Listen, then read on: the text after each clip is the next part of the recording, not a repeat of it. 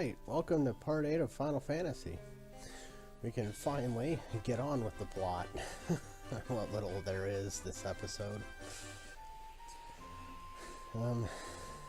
So we've done everything we can here in the inner sea.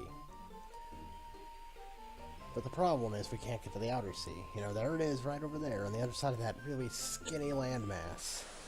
If we could only do something about that skinny landmass, we'd be able to move on, but fortunately our ship won't let us, and there's no way we can get out there. And these buccaneers, you know, they want to stop us for some reason. Shields, as you saw, will deflect hits. Simple as that. They will turn a hit into a miss on a certain percentage amount of hits.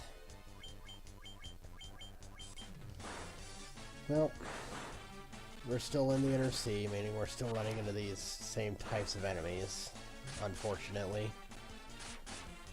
As soon as we get out there, we'll start running into new types. Though, with an unfortunate bit of luck, I don't run into very many things once I get out there. Oh. Dang wolves. Just leave me alone. I need to go see the dwarves. See if they've got anything that can get me past that. You know, if we could just make a canal there, you know, that would be perfect. Yeah, but who am I kidding? That would take months, maybe a year, maybe several years. Who knows? What I do know is that I will not be explaining what these guys are saying. At some point in the video, I just even stopped trying to leave the text up long enough to figure it out. They all speak with an accent, and it gets kind of hard to read. I can try to tell you the general gist of what they're saying, but like this guy, he's telling you that a good armlet can be as good as regular body armor. Really? I mean, I know in context it makes sense, but... And then we have this guy. He's looking for the legendary metal adamantite. And with that, he'd be able to make such a sword. That would be a sword of legends. Well, it'd be neat if we found some of that, wouldn't it? Then we might come back here and visit this place again. And as far as it goes, we only have one purpose here. Now, we're coming up on a door. I can't confirm this, but I suspect this is a Mystic Key door. Because you can technically get here before you get the Mystic Key, and there's a lot of good stuff in here. So I suspect it's a Mystic Key door, but I don't actually know that because I never come here before this part of the game.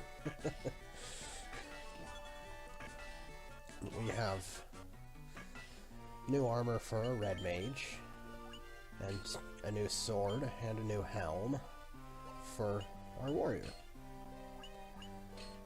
So that's nice.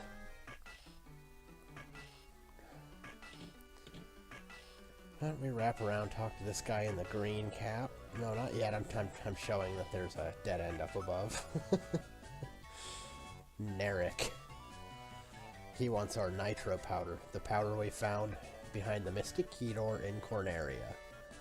And apparently this powder is going to make that canal we want, and a canal that he's been wanting to build. Well, isn't that convenient? But how powerful could this really be? I mean, we're talking about blowing up an entire section of land. Like, nothing small. You have to make it big enough to connect two seas and have it, ship accessible. You know, this is a good start, but you're gonna need way more than that, and you're gonna definitely need a team of people, right? There's no way this is gonna work, right? Don't be silly. You think this is some sort of fantasy game? But as we see, there's that little land bridge that I showed you. And as the cutscene is now showing, no, this nitro powder is quite potent. You know, I don't know what kind of force it would take to do that, but well, that's a nice explosive. Yeah, good thing we just kept that in a chest in the middle of a castle. Can you imagine if that stuff just accidentally went off? Corneria itself would have been blown up, I think.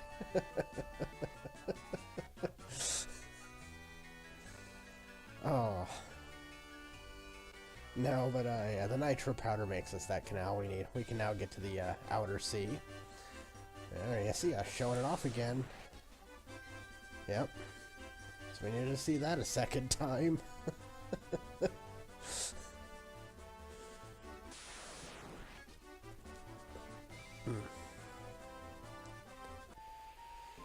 Well, luckily our ship is still useful. You know? Part of me, the first time I played the game, thought that maybe I'd have to give that up to get out there, but nope. We're out here. See? The rest of the world is open to us. Let's check out this whirlpool. Again, I don't do these dungeons. This is the, I think it's at the Life Spring Grotto.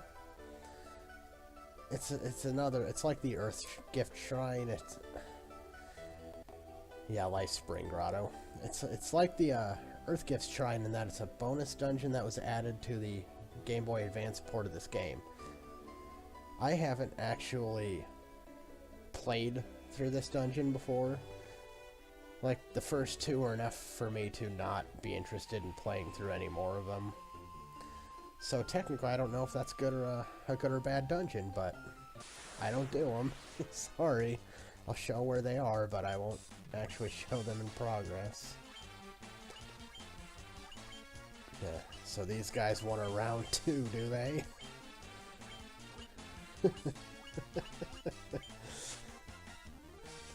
Well, as you can see, he has a good idea. Gaze paralyzes people. Too bad that didn't work. Boom! Come back for round 3. I just love those guys. They're so pathetic. Well, this town looks like it's seen better days. A vampire attack, destroying their church, and the earth is rotting. This is where we get to see the effects of the earth rotting, because we're pretty close to where that's coming from. But the church being destroyed is actually a really big deal. You see, I haven't shown them off yet, and I'm not going to spoil as to whether I do or not. But if you have any party members that are dead or knocked out or whatever you want to call it, and you don't have the means to bring them back to life, you can go to the church and that'll do that. But their church was destroyed, so hope you have the means. There's a church in every town, though. I haven't needed to show it off.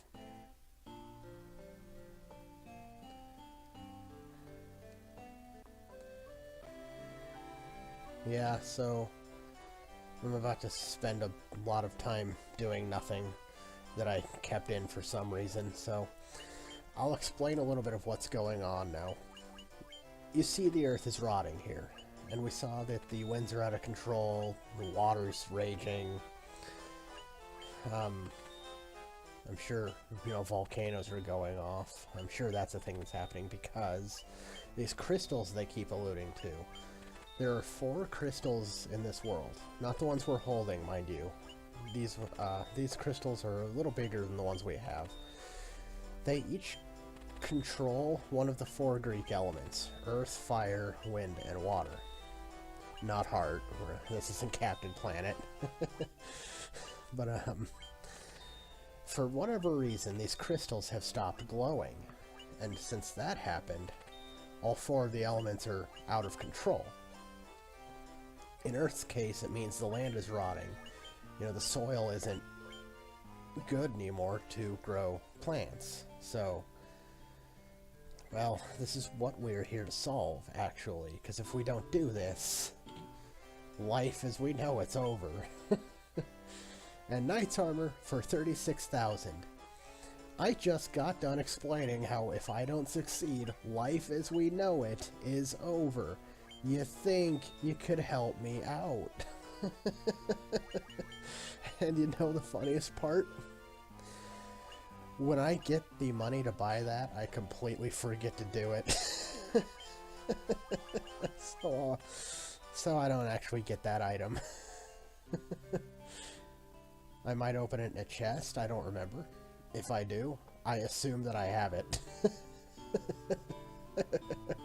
So, yeah. Nope, no church for you, buddy. This vampire's a raging atheist who doesn't mind his own business. Or, you know, he's a vampire and, things like churches do actually hurt him.